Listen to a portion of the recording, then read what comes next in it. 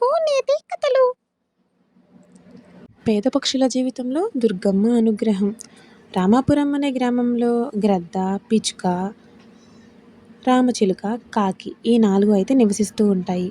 వాళ్ళది చాలా పేద జీవితం. తినడానికి తిండి కూడా ఉండదు. కానీ అందరూ డిగ్రీలు చేశారు. ఉద్యోగాలు మాత్రం రాలేదు. అలా అందరూ ఎంతో కాలంగా ఎదురుచూస్తూ ఉంటారు. ఒకరోజు రచ్చబండ దగ్గర సమావేశమై ఇలా అనుకుంటారు. పక్షి, ఏంటో మనకి అసలు ఉద్యోగాలే రాలేదురా, చాలా బాధగా ఉంది. ఏం చేయాలో కూడా ఏమీ తోచట్లేదు. మనకు ఉద్యోగాలు ఎప్పుడు వస్తాయో, మన జీవితంలో ఎప్పుడు ఎదుగుతామో చాలా భయంగా ఉందిరా. ఇంతలోనే కాకి ఇలా అంటుంది, ఏమోరా, ఏం అర్థం కావట్లేదు. నాకైతే చాలా భయంగా ఉంది. ఎప్పుడు మనకి ఉద్యోగాలు వస్తాయి, మనం ఎప్పుడు మనకు నచ్చిన తిండి తింటాం, ఎన్ని ఇష్టం వచ్చినట్టు బ్రతుకుతాం అని అంటుంది. అనగానే గ్రద్ద ఊరి పెద్ద ఈలోపు ఎగురుకుంటూ వస్తుంది. వచ్చిన తర్వాత గ్రద్ద రచ్చబండ దగ్గర ఇలా అంటుంది, మీరేమీ బాధపడకండి. మన ఊరిలో ఉన్న దుర్గమ్మ గుడికి మనం దుర్గమ్మకు పూజలు మంచిగా చేద్దాం. ఒక 11 రోజులు పూజలు చేశామంటే మన కోరికలు ఆ తల్లి తప్పకుండా నెరవేరుస్తుంది. నేను అన్నీ సిద్ధం చేసి పెడతాను. అందరూ రేపు ఉదయమే దుర్గమ్మ గుడికి అయితే సమావేశం అవ్వండి. అందరం చక్కగా పూజలు చేసి ఆ తల్లిని అయితే వేడుకుందాం. నేనైతే ఇప్పటికి బయలుదేరుతున్నాను. మీరు కూడా రేపు పొద్దున్నే 5 వచ్చేయండి అని అంటారు. అందరూ దుర్గమ్మ ఆలయం ముందు సమావేశం అవుతారు. ఆ తల్లిని చూస్తూ, అమ్మ, మా కోరికలని నెరవేరేటట్టు చూడు అనుకుంటారు. లోపలికి వెళ్ళి పూజలు మొదలుపెట్టి, జై దుర్గామాత, జై జై దుర్గామాత, జై దుర్గామాత అని కటిక ఉపవాసాలతో 11 రోజులు పూజ అయితే ముగించుకుంటారు. 11వ రోజు సాయంత్రానికి పక్షులకైతే ఫోన్ వస్తుంది, మీకు ఉద్యోగాలు వచ్చాయి, వచ్చి ఉద్యోగాల్లో చేరండి అని.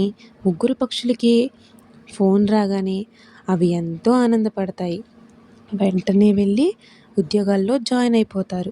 సాఫ్ట్వేర్ కంపెనీల్లో ఎంతో ఆనందంగా ఉద్యోగాలు చేసుకుంటూ వాళ్ళు ఎంతో ఎత్తుకు ఎదిగిపోతారు. చాలా అంటే చాలా ఆనందంగా బ్రతుకుతూ ఉంటారు. వాళ్ళ లగ్జరీ లైఫ్ చూసి గ్రద్ద గారికి చాలా ఆశ్చర్యం వేస్తుంది. ఒకరోజు ఐటీ ఆఫీసర్ వాళ్ళ ఇంటికి వస్తాడు. వచ్చి మీ అన్నీ జప్తు చేయబడ్డాయని చెప్పేసి వాళ్ళనైతే రోడ్డు మీదకి నెట్టేస్తాడు. వాళ్ళకి ఏమీ అర్థం కాదు. బోరున ఏడుస్తూ వాళ్ళ ఉద్యోగాలు పోగొట్టుకొని రోడ్డు మీద అయితే పడిపోతారు. ఇలా అనుకుంటారు, అసలు ఏం జరిగింది, ఎందుకు ఇలా అయింది అని చాలా బాధపడుతూ ఉన్నప్పుడు అకస్మాత్తుగా ఒక ప్రకాశవంతమైన వెలుగుతో ఒక దేవత, ఎవరో కాదండి, మన దుర్గాదేవత చిన్నగా కిందకి వస్తుంది.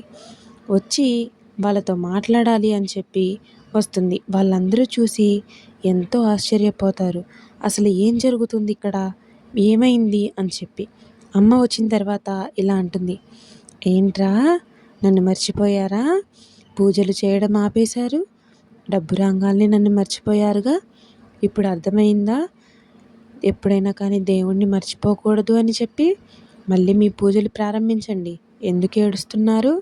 నేనున్నాను కదా, నేను చూసుకుంటాను అని, మీరు ఏం బాధపడాల్సిన అవసరం లేదు అని చెప్పి మాయమైపోతుంది.